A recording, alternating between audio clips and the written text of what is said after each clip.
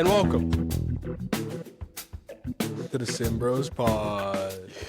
Yeah, episode 6, man. Back in the bay. Back here, I'm Chris. I'm Cam. And together, we're the Simm Bros. And we're here to help you win your 20s. People, we just got back home from a trip. A trip. Not a vacation. Interesting. And honestly, the more time I've spent outside of college and high school, you understand the difference between the two because there is a difference. Is there? Yes. Explain it to me. Well, first, you got to remember that every vacation is a trip, but not every trip is a vacation. Like every square is a rectangle, but not every rectangle is a square. Yes, yeah, that's true. That's what I said, man. Listen, shout out Miss Walla. I learned. I saw Salise or whatever. Yes, there are very distinct differences between the two. First thing to know, if you're like doing things, if you have plans, like really strict plans, structured plans, it's a trip. It's not a vacation. No. And honestly, for us, I feel like if there's any other family involved, Oh, absolutely. it's a trip because you got to be on a little bit, right? There's no resting. There's no relaxing. No. There's something going on. There's a dinner. There's some event. There's no relaxing. And that's the difference. A trip is a trip. In the name, like you're doing things. You're seeing people. You're doing new things that you've never done before, right? Like that's a trip. That could happen in a vacation, though. That's fair. There's distinct differences. Right? After a trip versus a vacation, if you don't know, after a vacation, you should feel very relaxed. That should be the right? That should be the feeling that you feel. For a trip, you probably will feel fulfilled because you probably saw something or someone or did something that, you were planning on doing, but you're going to be tired. Yeah. You're going to be tired and there's distinct things that you have to pay attention to, especially when it comes to trip versus vacation. Well, yeah, it's if you're backpacking in Europe for 10 weeks, I don't count that as a vacation. Maybe some people would. Some people might, You're living out of a backpack and you're traveling and you're moving around a lot. That seems like a trip to me, right? Whereas if you're in Cabo laying around for 5 days at a resort, all-inclusive, I might add, then that feels like a vacation. You're not really doing anything, right? Like a trip is great. You're getting out there, you're doing a lot of different things. You're experiencing new things that you never would have had before, right? Like I think about, traveling to Europe, and I just saw this TikTok. It was funny. There was like the reality of traveling to Europe versus what you expect. You expect all these beautiful oceans and just this great scenery and vibes. And the reality is just there's so many stairs. Your bags have to go up all the stairs. The cars don't fit enough bags. And it's just that's the reality. And that's where we get the difference between a trip versus a vacation, right? Yeah. Usually London, those types of trips, they're trips. They're not vacations, right? It depends. I think it really depends on who. I agree. For us, for sure, we're beach people, resort people, We're not beach people, but we're not in the water. Exactly. We got to fit the stereotype somehow. But we do like laying on the beach. We like the sun. We'll play some football or catch or whatever. Make sure we stretch beforehand, though. Okay. And then so that's for us, that's relaxing. And so when you look at kind of like another difference is like the pace of a trip. If it's kind of relatively fast paced or you got to do this and that and move from here to there, you're looking at a trip. And if it's like we got no plans, like do what you got to do, relax, take a nap, chill, whatever you want to do. Nothing on the agenda. That's vacation. And man, I love a good vacation. But I think both are important, right? I think maybe you can be like, oh, vacation's better because I'm recharging and things like that. I think both aspects are important to understand and important formative parts of yourself as a person, right? Yeah. If you need a vacation after a lot of work, it's been a tough year or whatever, like that makes total sense. You want to relax and fully just go away and kind of turn off your brain. But also trips are important too because you see things, you are actively doing things and actively creating memories that will last a lifetime. It's kind of like you're bettering yourself on a trip. Like you're opening yourself to new experiences and you're, enduring those. Enduring is the wrong word probably because it's like a positive endurance. But like on a vacation, you're really not necessarily bettering yourself. You're almost kind of like cleaning your brain's trash. Detoxing. You're detoxing. Yep. Like you can't vacation too much. No. Because then it's like, what is happening? You're out of touch with You that. got to really have, if we're looking at it like a 3-to-1 trip to vacation ratio, just for you to appreciate a vacation and for you to appreciate trips as well. Yeah. Like you should be, bettering yourself and doing everything that you can do on these trips, right? And then every once in a while you have a little vacation, you lay out. That's you telling your body, hey, we worked hard to get here. Let's relax, enjoy the peace and the quiet and the calm and the nothingness. Oh, man. So you categorized our trip home as a trip and not a vacation. That was a trip home. Why would you say it's a trip? Because we were, here's another thing. If you have work, if you have to do your job, 100%. I don't care where you are. I don't care if you're on a beach. That's a trip. It's not a vacation. Yep, because you have to actually do So stuff. I still had to do work. You did too. Oh, me too. It was brutal. So I think if you have to do work, A. B, I wasn't like laid out, relaxed. It's hard to be relaxed there. There's all these things going on. So much going on. I wasn't as relaxed as I would be on a beach, obviously. Yeah, of course. So I think, again, it's a trip, but I bettered myself. I got to see 2 important people that, I haven't seen in a while. Mom and Dad, shout out. We'll get you on the pod one day. But, so that's why I'm like, the trips are also very important. Like, I'm not upset that I did that at all. It's just not a vacation. Yeah. I think the work point has a great resonance with me because you can't sleep in. No. You have to get up. You have meetings. You have things like that. So again, even if you were in a foreign country, if you have to work, it's still a trip because you have to do things. Yeah. You can't live your life on your own time at that point. Any business trip, I don't care. Oh, it's a business trip, not a business vacation. Bro. I think business trips are one of the biggest scams. It's the worst. It's the worst. You think you're going to have all this time. Oh, my God. It's worse. And at the end of the day, all you do is just order Uber Eats, sit in your hotel room, and get up early and go to this conference or whatever it is. You're like, oh, my God, I'm in New York. I'm going to be able to do all these different things. When in reality, you have 9 to 6 of programming or whatever. Yeah. Then you have some sort of corporate dinner. And then the day's over. Yeah. Like, you can't explore. You can't do anything. No. And then you have to leave. You don't even want to. Yeah. You're literally so busy. You're so tired.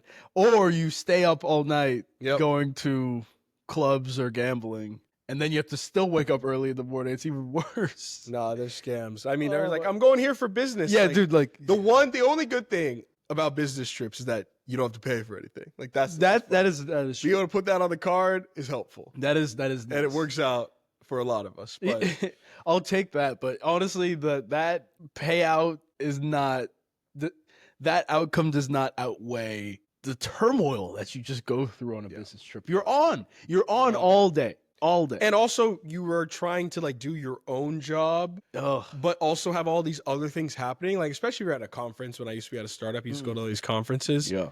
Like, you were supposed to be at that conference, but you also have your actual job you have to do. That does not slow down. It doesn't slow down. So how am I supposed to be at this conference, interact with all these other people, but then also do my actual job? Yeah. And then you realize that you're actually way behind. Yeah. Like, you didn't want to go in the first place because now I'm way behind of my actual job. Yeah. When I went to this business trip conference in this cool area, no. It doesn't cool. And also, a lot of them, I don't know if you've had these. I've had a couple that have been in Vegas, and it's just not even fun. I've had a few in Vegas, and it was pretty fun. We should talk about Vegas a little bit. Yes. Do you think Vegas is worth it? Like, how long can you be in Vegas? You cannot be in Vegas for more than 2 days. Okay. 2 days, 1 night. That's it, man. 2 days, 1 night Vegas. Some people say 3 days, 2 nights. Okay, 2 days, 1 night. I can give you 3 days, 2 nights if you have a good gambling day, or if you have something planned on the last night. Otherwise, that's too much time because you're up all night in smoke-infested halls and rooms, drinking God knows what at God knows what time. It's terrible. But if you're there for a day, it's pretty fun.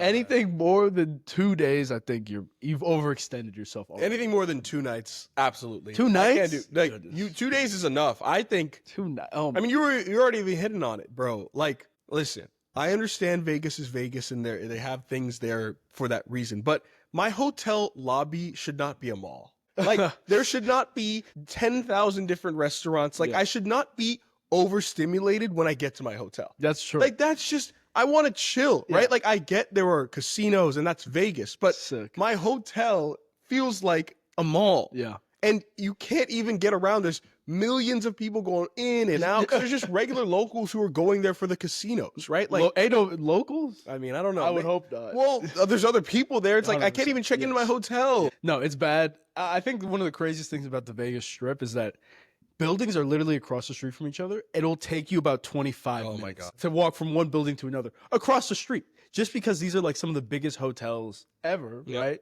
At least in the US. And you think that you're so close to some place, you're so far. Yeah.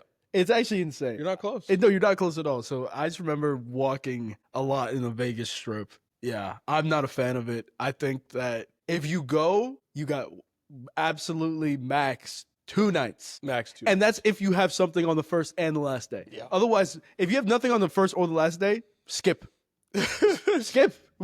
Cut it off, man. And there are actually so many conferences there too. Like, cut your losses. You see like these people with these shirts on. It's like, I'm going to this conference at this time in this hotel, but there's also another one. And it's just like, I don't know. I just find it so overstimulating. And I can't go back there. I just had bad experiences there. So, I'm just. What does that mean? No, nothing bad. It's just like so much, right? Like when you get to the hotel, especially when you're at a conference on a business trip, you just want to get back to your hotel and be able to chill. But you can't. No. And also you try to just grab some water from the mini bar and it's $23. Like, no lie, $23 for a bottle of water. Is that possible? Like, they just expect you to be drunk and take that water off the sensor. You can't even move it off the sensor. No, it works for them. It happens all the time. Sometimes I have food left over from wherever I went and I want to put it in the refrigerator, but I can't. Yeah, you can't even do it. You need to rent a refrigerator. And if you ask them to remove the stuff for the mini bar, they won't. God. They won't. That's the crazy experience. Vegas, man. It's almost like a dystopian type of universe. Yep. Right? Kind of like Paradise. I was about to say, speaking of dystopian universes, we just watched Paradise season 1. Yep. What'd you think about it? I really did like it. I think at first I was just okay. It was gonna be okay, and then it really grew on me. Yeah, and for those who don't know, Paradise is kind of like a dystopian sci-fi-ish type of show where the world kind of ends. Yeah. Like life as we know it on planet Earth ceases to exist. Yeah. And then there is these billionaires create like a sort of mock city underground in a cave that survives this nuclear tsunami ridden world. Like everything you think would happen, they showed like the Capitol building being under 300 feet of water. Yeah. Right? Like that is the world that's outside Actually, the Washington of Monument, where they are. Washington Monument. which is way taller. Yep. That makes more sense. Thank you, Mr. DC. Okay. And either way, yeah. So basically, it's about this lead Secret Service agent, and the president dies, which is not a spoiler. Damn, you're going crazy. It's not a spoiler. I know it's like in the first part of the episode. It's in the it is? the Oh, I didn't promo. They're know. like, did Okay. you kill the president? Okay, yeah, so it's fine. Either way, Yep. that was really good. I thought Sterling K. Brown had a great performance in it. It's obviously not the greatest television show I've ever seen, but that was pretty good. What do you think? I thought it was good. I think two things. At first, when they started showing that this was a dystopian society or like a new thing, because they don't really mention it at the start, right? It's kind of like, oh, this is just another whodunit mystery about who killed the president. Yeah. But then at the end of the first episode, you see like, oh, they're not actually living in Earth as we know it. There's like manufactured lights. And it's like kind of like that society. Everyone has wristbands. So it kind of reminds me a bit of like that Severance type of like dystopian world. Yeah. Where it's kind of like everyone's just living in this one area and place. So it took me a second to get used to it, but I think I did kind of like it, right? It did tie together towards the end. And I'm excited for season 2. I know we have to probably wait a good amount of time. Yeah, I got picked up for season 2 already. I think it's going to be... you know what? Actually, I'm going to say I think season 2 is going to really annoy me. Probably. Just because of what happened at the end. I'm not going to spoil it. Yeah. What was that? I know. It's just, you know how it is. Yeah, we'll see. But yeah, I mean, it's a great show. I think we got through it in how much? Like 5 days? I mean, we're at home. Like that's fast for us. We normally take a while. Usually episode a day. But we actually have, me and you, obviously, our parents work in the TV industry. So we've been lucky enough to be exposed to a lot of good TV. I think we have some good shows. Yeah. What are some... Obviously, everybody knows the classics of The Sopranos, The Breaking Bads. Please watch those. If you haven't... The Wire. If you haven't seen those, even like The Office and Arrested Development, those are great Those shows just give you an idea and perspective on like what a good show looks Yes, like. And yeah, different yes. genres, different ways, right? Yeah. You got Arrested Development, you got Breaking Bad. Those are two opposite completely shows. different shows. They're both fantastic. The first 3 seasons of Arrested Development, by the way, not 4 and 5. Netflix ruined it. Yeah. But Guess we're not getting a sponsorship from them. But no. okay. Guess we're not doing our special, huh? But anyway, I think we should kind of quickly get into like what are some shows that people haven't seen that are fantastic? Shows that people haven't seen that are fantastic? Yeah, maybe people don't talk about them enough. Interesting. Well, I think the number one that we've talked about, What? shout out our dad for letting us know, Person of Interest. Oh, wow. Great show. POI. What a show. Man. For network TV too, crazy. What a show. It felt like a Netflix original. It was before Yes. its time, before we see all these HBO originals, Yeah. Netflix originals, right? This felt like, oh wow, they're really breaking the Yeah. bounds of what Yeah. network TV meant. Yes, I think it was 2009-ish Right there. to Yeah. 2015. Absolutely fantastic show. It is also a little bit sci-fi-y, a little bit. Yeah. But it's more like realistic, where you get caught up in the world very quickly. Yeah. That's a great show. You got Highly any other recommend ones? that. You got any other ones? You know, a show that people probably know about and it was rated really highly, but it's not talked about enough is Chernobyl. Wow. Yeah. It is I love that show. it is That was it was a mini series. It That wasn't show was crazy. but it was a miniseries, so obviously only 1 season. It was fantastic, so well done, and like I feel like I learned so much too about how, yeah, everything happened. oh my god, and shout out to all the people who like, you know, sacrificed themselves to. I mean, we all know about the Chernobyl incident where like there was an extreme radiation event, and you still can't go there in Chernobyl, but. You still can't go Still- there. And you you won't won't ever be ever- able to, no, like, no. for human existence, No, which not for that is so hard to think about, It's insane, right? I mean, first of all, just what a great show. Yeah, I think that show is one of the shows you see where, and kind of like in Paradise too, where like the government or people, you know, who are making decisions try to make things seem less than they are.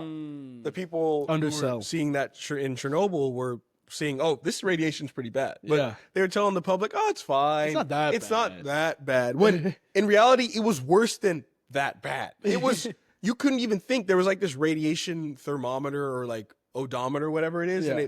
it broke the odometer, meaning Yeah. like the radiation was more than even at the max measurable. Yes, it was. It was crazy. It's like I at its absolute worst, it was going through 600 X-ray scans at once. I Yep. think that's what they said. Yeah. At its its Imagine. lowest. Yeah, going and remember, with one X-ray scan, you got to wear that Yes, whole like yes. bulletproof vest at the dentist or whatever. So imagine it broke the scale. Speaking of that, have you ever been to a dentist or a doctor and you have to do an X-ray? I just and then, did that. And then people are like leaving the room. Like, why are they getting out of the room? Like, what am I about to go through? I know. I don't have anything on me. No. Like, I have this one thing, but like, is it really saving me from anything? Dude, I swear I literally just had this last week. I went to the That's what I'm dentist and had some saying. X-rays. They put something on my head. I'm like, Oh, your head too? no head protection. I mean, more like they put like the X-ray thing on Oh, my yeah. head. Right. Yeah, here. And Yeah. I was like, what? Wait, I got this little chest thing on me. It doesn't stop any. Yo, come on, man. And then they click and they're like, oh, I'm going to go to the other side of the room. The other side of the They building gone, man. before I click No, they this. gone. They out of there. What's going on with X-ray? Come on, man. Is it safe? I don't know if it's safe. We need the Chernobyl guys. Yeah, man. exactly. Man, that's another great show. Yeah. One more? You got one more or nah? Any more shows? Any more unsung shows? You think too? Unsung shows? I mean, I just have a show I want to talk about. Oh, what? I don't know if it's unsung, but especially for people our generation and younger, Seinfeld. Oh, Shout out Sasha Seinfeld, Duke grad right there. I don't know, man. I love Seinfeld. It is so good. And people our age and younger don't give it any credit at all. no. None. Your None. favorite comedy show took so many elements from Seinfeld. So many. It is one of the greatest shows ever. Yes. It really is. I mean, It it's not really even close. is. It's so It's good. about nothing, and it's about everything at the same time. the show so about good. nothing. It's because it's excellent writing. Yep.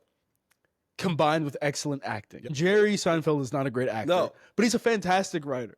People love Larry David. This guy was one of the main writers of Seinfeld and a co-creator. Yep. Curb Your Enthusiasm is Seinfeld adjacent. It's a bunch of the same ideas of, does nobody else see what I'm seeing? Yep. Right now, what's going on? Yeah. I think you make a good point too in saying that Jerry is not. They even make fun of it in the show that he's not a great actor. But what you love is that he also understood. You know, we talked about life advice and all that stuff. Yeah. It's like the importance of a team and the importance of bringing good people around you and letting those good people work. Let them shine, man. Knowing your letting role. George, letting Elaine, letting Kramer all work together and make the show what it really is. 100%. Jerry would tell you his own self that I wasn't the show. It was all of them. No. Like, I just played off of them. They were so good, especially George. So good. No, but they all, Kramer was great. Elaine was great. I know. I can't even say that. Like, but they all say the same so thing. Like, everybody else was so good that it made us be better. Yeah. Right? I also thought it was interesting, those who don't watch the show, for people, like, if you know secondary characters like Newman, people like that, and also guest stars, right? They said it was very hard to be on the show because they demanded excellence so much. There were so many good people around them that you had to be great. They were kind of gonna cut you. Yeah. They were gonna if you forgot your lines, they're gonna yell at you. Yep. Because like they put as much effort into this as everything they could have in their life. And if you're gonna come to a guest star appearance on one of the biggest shows of all time and not be ready, then they're not going to have that. Come on. And that's just another example of life. Yes. If you're coming into a top-notch organization, you need to be ready and prepared because everybody else is going to do their part. And if they notice you're not doing your part or not ready when your time comes, they're not going to want you there. And honestly, they have every right to. Yeah, I don't blame them at all. Look, obviously, the way that you go about it is also important, but you have every right to be frustrated. It's like, I'm putting in why do you think Michael Jordan and Kobe were so mad? It's so mad. They worked harder than every one of their teammates, right? And if they saw that, somebody else's lack of preparation was affecting the overall team goal, of course they'd be upset. Like, that makes complete sense. And I think it's just like very similar with the Seinfeld example of like, they worked hard. They put in the to put effort themselves where they are. Exactly. They're not going to let some random person bring down the show. Yeah. No. So completely agree. I love that about Kobe too. Yeah. It's the same thing. People always talk about Kobe. Man, he didn't pass. Man, he was doing all this stuff. But it's that exact point you made. And when you think about it like this, it really changed your perspective. Kobe's like, if I show up to practice 3 hours before and I stay 2 hours later and I see you show up to practice 15 minutes before and leave right when practice ends, why should I pass you the ball? Yeah. Why should I give you the opportunity to mess everything up when I know you haven't put in the work to get there? You haven't. Why? And that's not selfish. That's something where it's like, I'm putting in more work than all of you guys. Why do you deserve the ball more than me? Like, I'm going to go take this and I'm going to figure this out.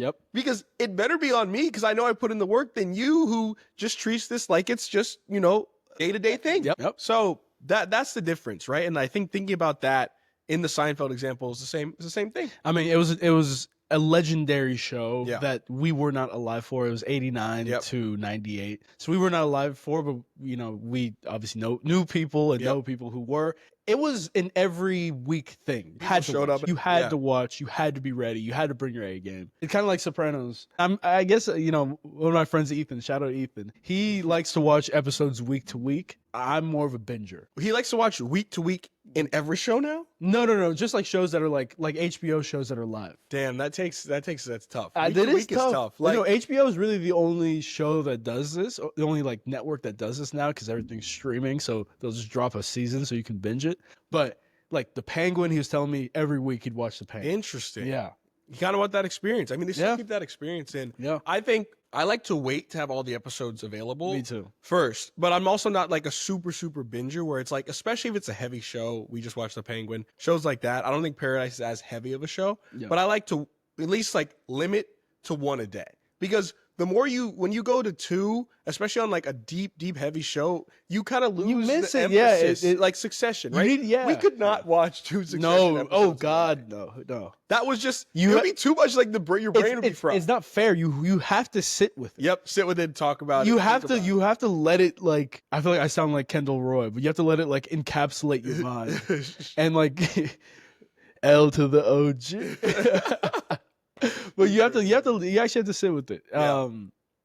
I think we do like to watch episodes every day. Yeah. So that's why it's nice to have them all. Exactly. I can't wait a week. I think that's too A week, yeah, a week. I feel like after a week, I'd lose it. Ethan, man, respect. Shout you. out to Ethan. Respect you. I can't do that. Yeah, I just want to like be able to have them all and then watch. Yeah. Right. That's what we were waiting for Paradise, and then the other shows like that. But Seinfeld, another not even forgotten show, but for all Gen Zers and below, a show that I think everybody should watch because it's also an easy watch and Such an you'll easy laugh watch. at it. Don't really watch the first 3 seasons, but once you get through there, Oh, come on. Yeah. it's like, fire. And dude, so you can watch it over hilarious. and over again you and still miss laugh. things. Yep. Oh my God, it's so good. We finally understand when our dad, we used to be when we were younger and say like, Dad, how do you watch the same show over again and Over not and get over again, bored? yeah. When we were like 12. Now we get it. I completely we get can still it. watch the same, like we can turn on The Office again and still laugh. We're We can turn on- literally watching King and Queens right now for the 13th time. Still laugh. Like we know It's exactly what happens. so we could like say right before what the line's gonna be and still laugh. That's how you know it's a good show. That's how you know it's a good show, man. Yeah, but there's nothing like relaxing and watching a show. Whether it's 4 episodes a day like some people or 1 episode a week like our boy Ethan. Bro, another thing about relaxing, this little thing on my wrist, I got a Whoop. I got it too. It's literally the greatest health monitoring system I've ever even encountered. Not even close. I- It's the best. I think if you look at people like LeBron, Yep. Cristiano Ronaldo, Yep. I saw Erling Haaland had one. Yep. Everybody does. If you see multi-billion-dollar athletes wearing something that is available to the public, it's probably a good sign. Probably a good sign. It's probably a good sign you're in the right place. They can get whatever they want. They can get I whatever told they can get different technologies we've never even heard of, Yep. not even on the market. No. Oh yeah. They can get whatever they want if they want to track any biomarker. It doesn't matter. But Anything. they choose Whoop. And I don't know if you saw, I also say the whole Duke basketball team had Whoop as well. Yeah. Right. And this is where I was initially put out to it. And I was like, oh, this is great. Right. This is super cool. But yeah, I have the new version right now. Oh. The MG, I actually just put it on this morning. What are some things you can track with that? You can track pretty much everything from how well you slept, what zones of sleep you had. There's REM, deep, and what you really notice a difference of is like light sleep versus REM and deep sleep because not all sleep is actually created equal. You True. can get 8 hours of sleep, but if it's 7 hours of light sleep, you're not actually recovering. Right. And that's what I've noticed too, Yeah. because a lot of people are saying, I got to get to bed to make sure I get 8 hours. But what type of 8 hours? What kind of 8 hours? Yeah.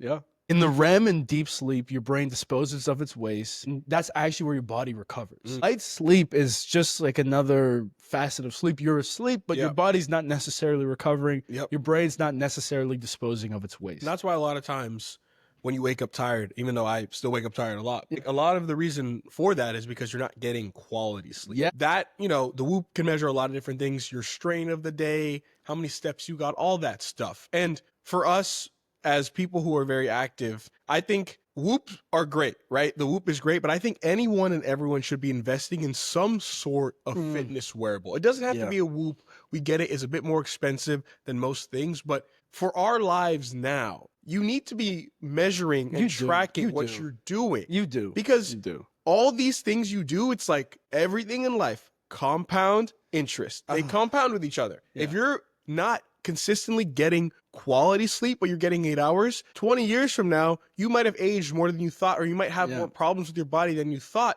And you could have been like, well, I was getting 8 hours of sleep a night, but you weren't actually getting 8 good hours of sleep. Because you either, and look, another thing about the Whoop is that, okay, I'm getting 8 hours of sleep, but it's 7 hours of light sleep. Let me actually ask the Whoop coach, which is like an AI embedded into Whoop that knows you. Personally, right? It literally knows everything that you've done.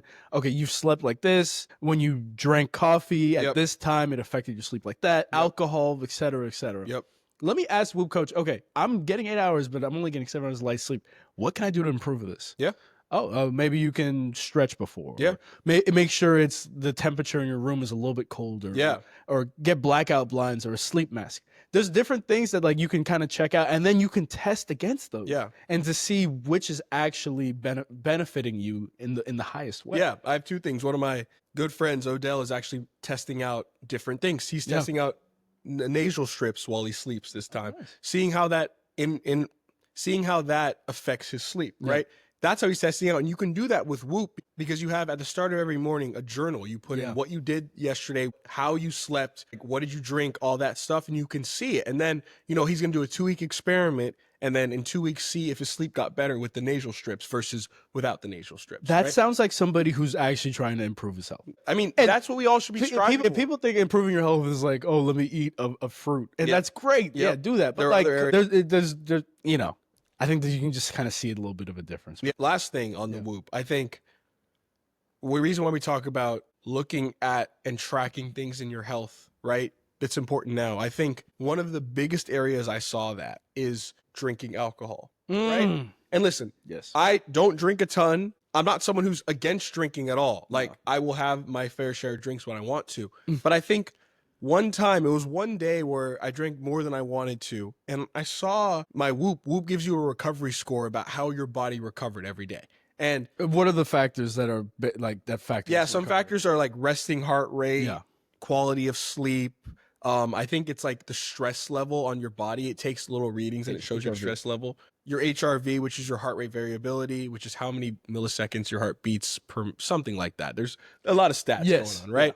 And normally, even on a bad day, you can say you probably have recovery of 40%, but you want to be anywhere from like 75% up. Like, and after drinking alcohol one day, I saw my recovery is at 2%, like 2% recovery. And this guy doesn't drink. Yeah. Like if you Nothing drink, changed. I'm saying if you drank more, like you probably had what, like 3 beers? Yeah, exactly. Like some or the equivalent. Yeah. Not a lot. Yep. And it's crazy because It's crazy. Look, again, I'm also, you know me. If people who know me, but I also saw the impact of alcohol, what it does. It's insane. You know, when people say alcohol is poison, you're like, haha, yeah, whatever, sure. It actually is. It really is. And you can kind of just see what it does to your body. And I think that, you know, again, celebrate what you want to do, have fun with friends. Those moments are fleeting, right?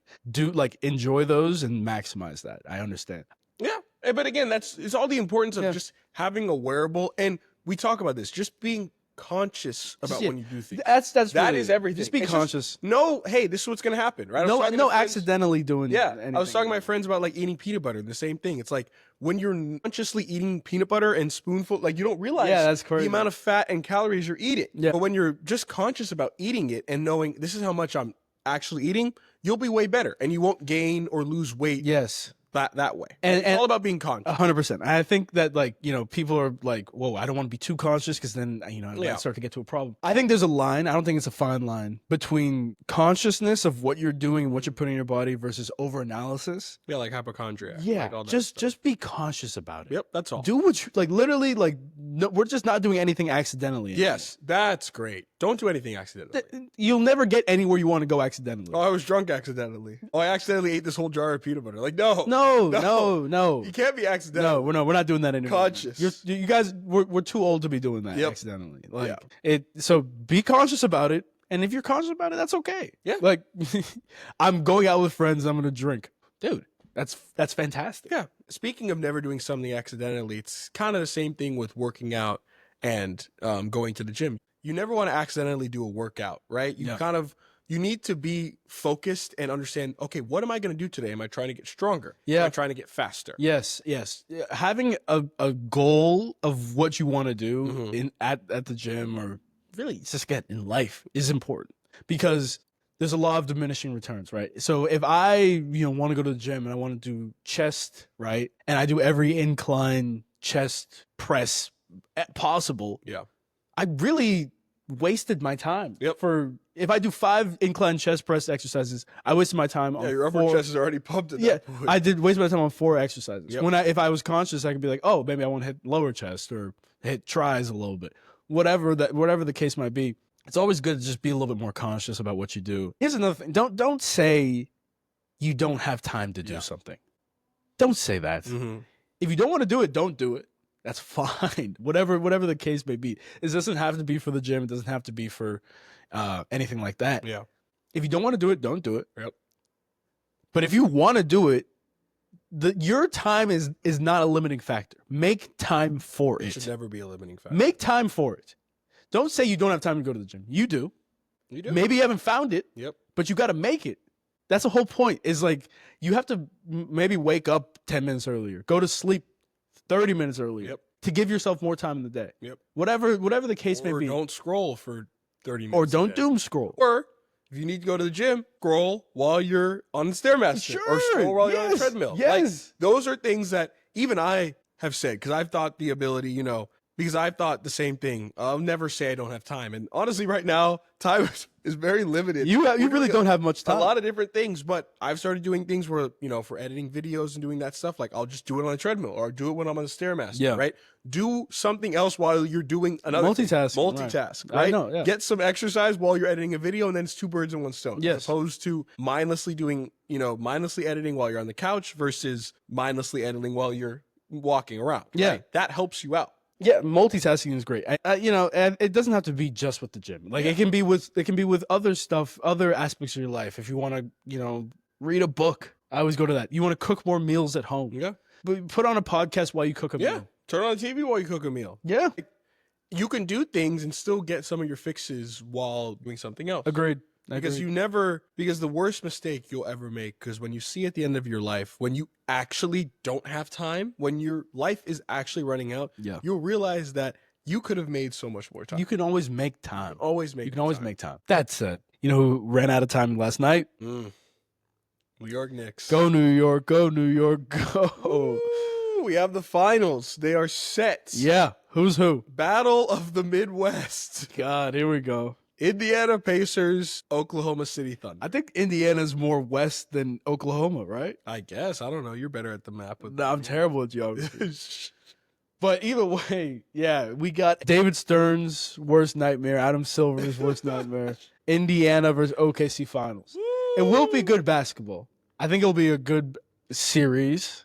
But yeah, what are your high-level thoughts about this matchup? Yeah, let's start first when saying anyone who doesn't think this is going to be a good series is not a basketball fan, right? Or at least good basketball. I know it's not a marquee market, and I know it's Shea and all his free throws, but I think the pace of the Pacers and the way OKC plays, it's going to be a hard-fought series with a ton of adjustments. And I think Mark Daigneault versus Rick Carlisle will be a great matchup, too. Yeah. And Rick Carlisle, being the veteran, is going to have some things up his sleeve that will be pretty cool, right? Yeah. And I'm excited to see if you see a difference in a stark coaching matchup, because Rick has coached in the finals before. Yes, he has. Daigneault has not. No, he has not. not. I think that's where we got to start and just think about, the Pacers are not out of this at all. I don't think they are.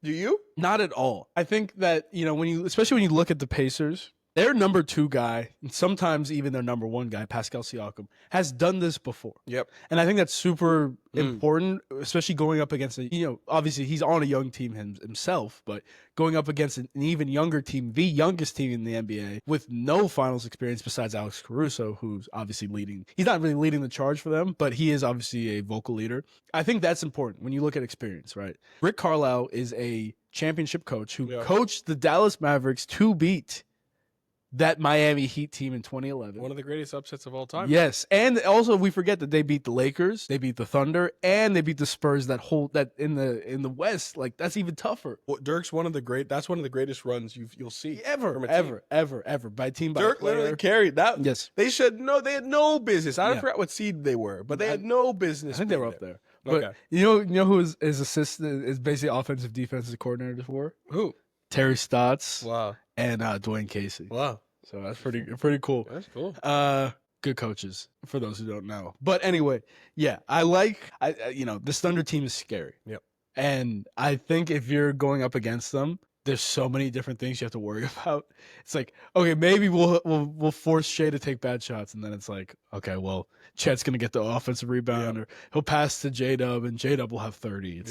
It's kind of scary. Yeah, J-Dub kind of brought us back. I know there were things going on in that Nuggets series where is he really going to show up? If they lose, is he going to get traded? Right? There was a lot of things. There were talks. If he didn't play well in Game 7, and honestly, if Aaron Gordon didn't get hurt, we shall see what that series looks like. Yes. But I think that's important, and I think the way the Pacers play is just different, right? I know OKC has a lot of young guys, but they don't play like the Pacers. I mean, I don't know if you saw the Knicks game yesterday, whoever did, whoever didn't. Then Pacers were scoring fast break buckets off of made baskets. Yes. That's how fast they go. It's not even, I mean, it was breakaway dunks. Wide open. Like, there was nobody back. Nobody back. Off made baskets. Made baskets. The ball went through the hoop.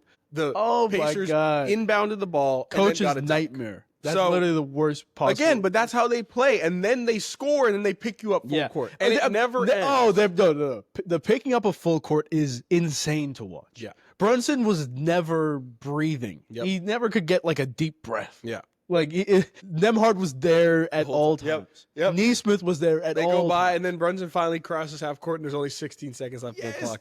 Then they got to get into something. I mean, they're at the top of they're literally right past the hash mark, which is right in front of the half court line. Yeah.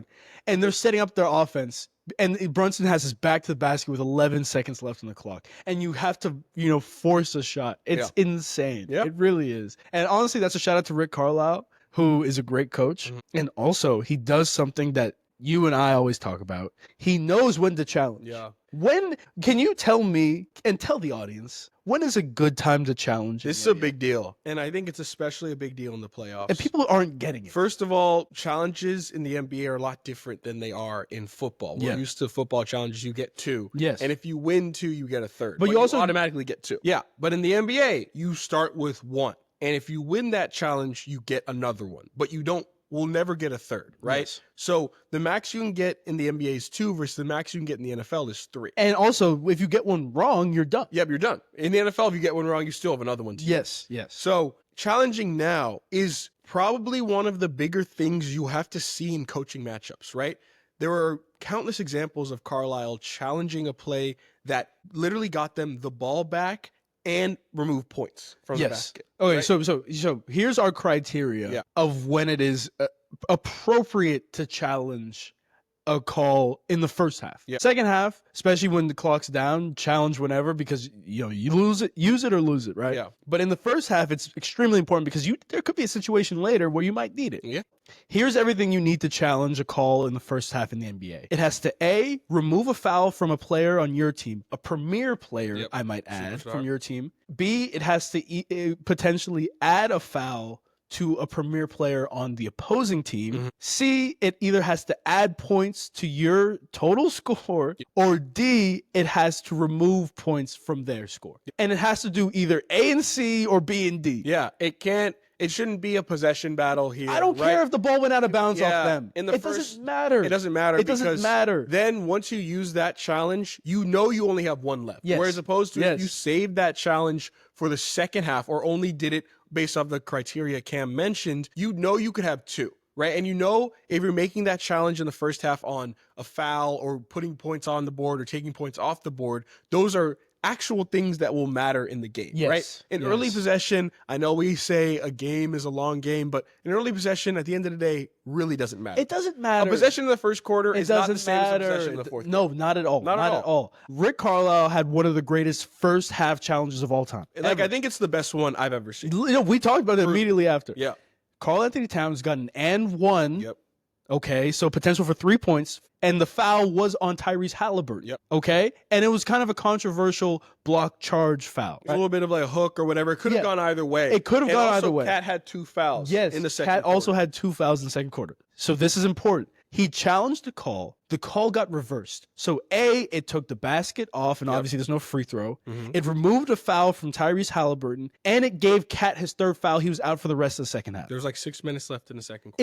It was one of the best challenges I've ever seen. Probably the best challenge I've ever seen in the first half. Yeah, and that is a difference that a lot of people won't talk about. Yes. But that was such a humongous play. That was literally the best outcome. I think that was literally A through D of all the outcomes you put. Right? Yes. Yeah, let's go through it. So A, it removed a foul from his team. Check that off. B, it added a foul to the other opposing team's premier player. Check that off. C, it did not add any points to their score. That's okay. Because D, it removed 3 potential points from the other team. Yeah. That's the only time ever. Usually you only need 2 out of the 4, but he actually got 3. And in that same game, I'm pretty sure Tom Thibodeau challenged a play where it was like out of bounds or not, or they didn't even call it, or he challenged some offensive foul that was an obvious offensive foul, and he wanted to challenge it, and it's like, don't do that because then you can't use it at the end of the game. Yes, and it wasn't even a free throw shooting offensive foul. It was just a regular offensive foul, which, again, if it was free throw shooting, that would be 2, and that would be fair. But it was only 1. So, and then Rick Carlisle used his challenge at the end of the game because it hit off Nemhard, off Brunson or whatever. Like, it was just a beautiful, it was literally. He knows what he's doing. The definition of coaching now. And now it's crazy because in the NBA you have to think about that. Yes. Like that goes into it. And I don't know. I've seen Mark Dagnall challenge a lot of early calls. I've seen him challenge some possession calls. Some possession in the first quarter. There's no need to challenge a possession in the first half. I don't care. I don't care if it went clearly off the other team's hands. Yep. It doesn't matter because even if you get that right, you only got 1 left. Yeah. Might as well save it for later because then you can potentially get 2 with actual plays that matter. Yeah. There will be more plays that matter. It always happens, right? And so, honestly, if we're going coaching, I got to give the advantage to Rick Carlisle over Mark Dagnall. I think so. Championship experience matters in all aspects. Yes. But that's where it starts. We're doing this later on during the week, so keep an eye out for this video. But we're going to talk about the top 10 players in the finals, all that stuff. And I think we're seeing a little bit of a sea change in the NBA right now. And I think these two teams are both perfect examples of that. Before in the past, it used to be, we need a big 3. Right? Tony Parker, Manu Ginobili, Tim Duncan. Right? LeBron, D Wade, Chris Bosh. Those, we'll put a big 3 and then we'll get all these other players around them and we'll be fine. Now with all the salary cap rules and the second apron stuff, right? It's becoming more, you got 7 guys, you got 8 guys. Like, you did OKC and Indiana will consistently play 10 guys. Thomas Bryant comes into the game yesterday, hasn't played all series. They're playing Tony Bradley. Kenrich Williams is playing in the Western Conference Finals after not playing the entire playoffs, right? That is what matters. And you're seeing a lot different. I know you can say, the Thunder have Chet and Shea and J-Dub, but I don't know how. Exactly. They're not exactly. It's really just Shea right now. I mean, like if you look at those other big threes, those are 3 Hall of Fame. First ballot Hall of Fame. Yeah, exactly. KG, Pierce, Ray Allen, Rondo. You can even put Rondo in that 4. Like Chet, at least not yet. J-Dub, let's all calm down. I know. Yeah, it's different. No. I completely agree. Versus like the Pacers. Could you even name the 3rd best player? No, it'd be tough. And we're gonna go over top 10, so we're gonna try to our best. It's easily debatable. One of the things we noticed Game 6 Pacers Knicks last night is that Tyrese Halliburton doesn't even play all that much. Yeah, I was super dumbfounded by the whole situation. Especially if you look at the other side, Brunson, you got him playing 42 minutes a game. Yeah, well, because I was watching, and the Pacers, when he goes out of the game, their lead just dwindles down. And I'm like, Rick, if you want to win this game, you can't let this go back to MSG. Put him in the game. And it wasn't like he was already playing 40 minutes. A person of Tyrese's age and, spryness could easily be playing the whole second half. Oh, for sure. But that's not how they do it. No, it's not how they do it. They're going to stick to the plan. Yeah. They're going to stick to bringing McConnell in, who has been good at spurts, been great. but also been bad in spurts. So, has he really been bad? I think he's been bad a couple games. Okay. He didn't feel great last game either. No, last game he was. You saw the difference about when he was in, Tyrese was in versus Tyrese was out, right? Like, you'll see times where Jokic will play the whole second half. LeBron played 48 minutes, multiple games in a row in the 2018 playoffs, right? Shout out, Bron. But things have changed. They trust their guys. And same thing, honestly, with Shea, too. Yeah. And the OKC Thunder, they trust their minutes. They trust their backup guys because they have 8 or 9 guys. Yes. It's not just 3 guys. We're going to get 70 points combined, if not more, from those 3 guys, and we'll figure out how to get 40 points from the rest of the people. Yeah, no. Completely different ball game. I think that's very interesting. Like, the landscape of the NBA used to be star power. And, now, if you look at, J-Dub in terms, he's the second best player on the OKC. I think that's clear. Yeah. He's probably, the 24th best player in the NBA? Yeah. Exactly. You know what I mean? He was probably the last All-Star. Yeah, D Wade and LeBron, even if you look now, LeBron and Luka, at the very least, you'll put them top 12, both of them. Yeah. At the very least, right? So, and the rest of the Lakers team just wasn't up to par. It doesn't work. You can't just rely on 2 guys. No, yeah, we're kind of going back to the old school days where you actually have to build a roster. Yep. And, we look at Sam Presti, the GM of the OKC Thunder. His whole goal, when the Thunder were bad for a very long time. So long. His whole goal was to just get draft picks. Stockpile picks, make the right trades, hold when it matters, and then make God. the right trades. And look at him. They got 4 picks in next year's draft. The number 1 team in the NBA with the MVP More than likely, probably going to win the championship. Yep. Has 4 first-round picks. Is Paul George to the Clippers from the Thunder the Yes. best trade in all time? Yes, you don't have to finish that The sentence. best trade of all time? Is it crazy? At Is that best crazy? or worst, depending on Yeah, how I you know. look at it. Yeah, I think at best. I mean, want to go best. Think I'll about give it. his credit. Think about it. Even if they just traded Paul George for Shea, it's Yeah. the worst trade. Exactly. Yeah. But How there many were, picks did they get? I think there were 6 or 7 Yeah. picks attached to that Paul George trade. Mm-hmm. Not to mention Shea Gilgeous-Alexander, the MVP of this league. And you can't even I think it's 2 things. You can't even also blame the Clippers because if you do it where it was Kawhi and Paul George for that, it sounds better now. Yeah. But again, the Clippers are still never gonna win. So No, they can't. They can't. They blew their opportunity this year. But like Paul George, you think about it now, podcast P for Shea, Playoff P, plus pandemic 5 P. picks.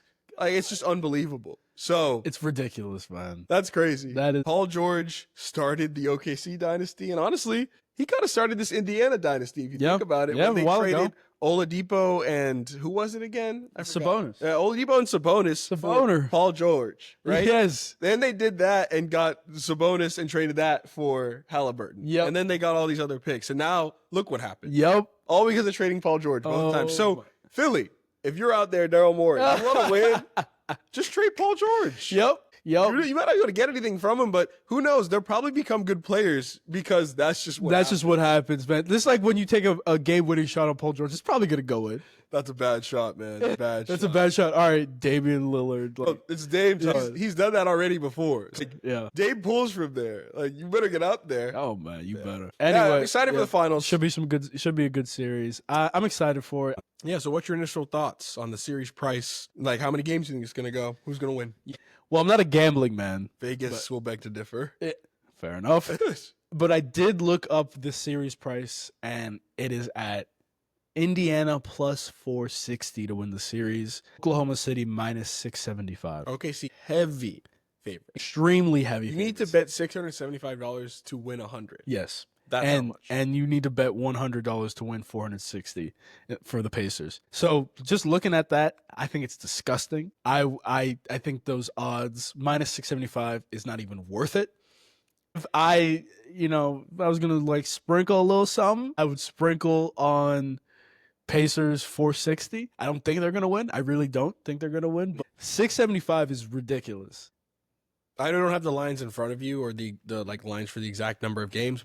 2 things I would think about would be Thunder in 5. Okay. That's probably going to be an Fair. easy one. That's But I gonna think be also one that might be plus is Pacers in 6. Pacers in 6. I think that's the only way the Pacers win is if it's in 6 because Yes. they're not winning No, on the road. no, Thunder no. are like 9-1 on the road at home, right? Yeah. And the only game they lost was the Aaron Gordon game. Yeah. No, they're not losing that game. They're not losing at home. So that's the only way. And if I had to sprinkle anything finals MVP, we saw Tyrese Halliburton take that step when he thought it was him. Ooh. I'd be very surprised if somehow, again, I'd be surprised if the Pacers win. Yeah. I'd be even more surprised if the Pacers win and Tyrese Halliburton is not the most absolutely obvious reason why they won. So I think if the Pacers win, it's because of Tyrese Halliburton.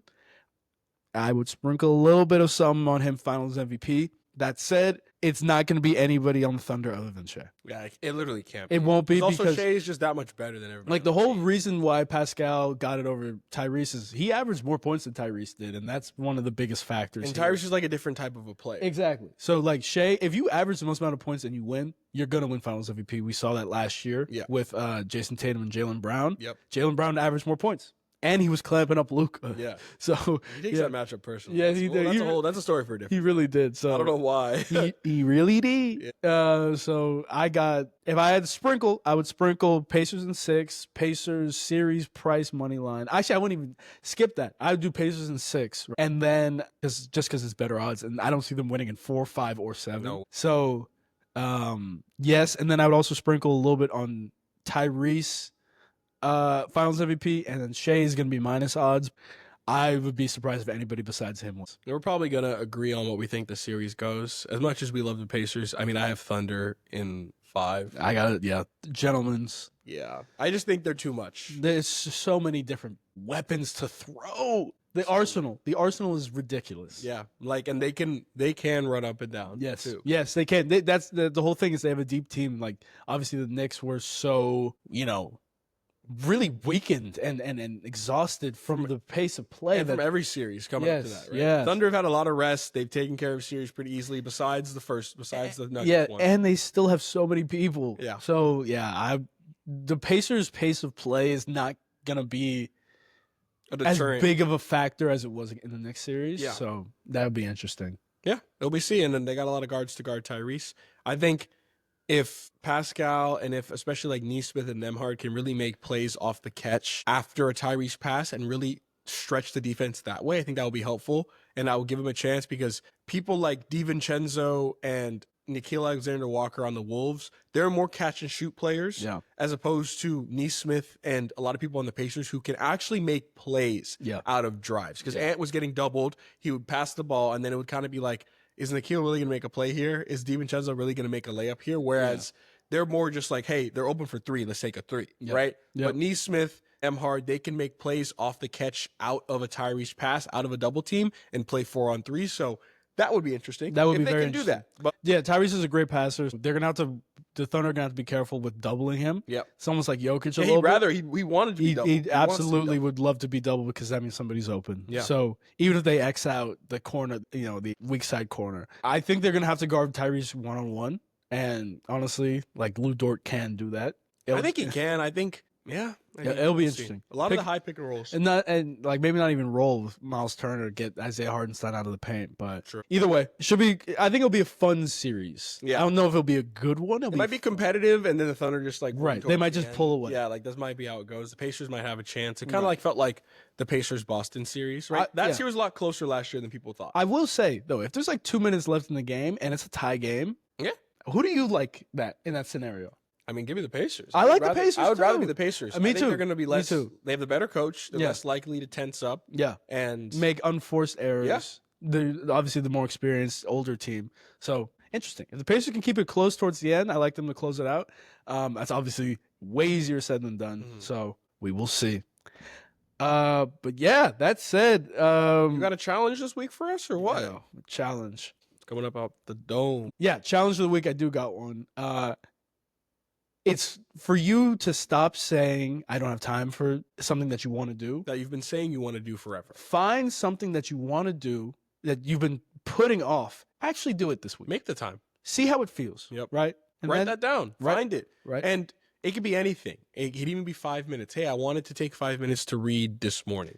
Do that. 5 minutes is always better than 0. Be conscious about it. We're always 5 minutes is always better than 0. Being conscious about it. Never do something accidentally, right? Yep. That's what kind of this theme of this podcast was, right? So do something. And we're going to do that with us too.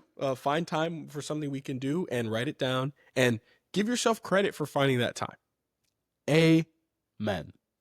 And with that, we'll see you next week. Stay locked.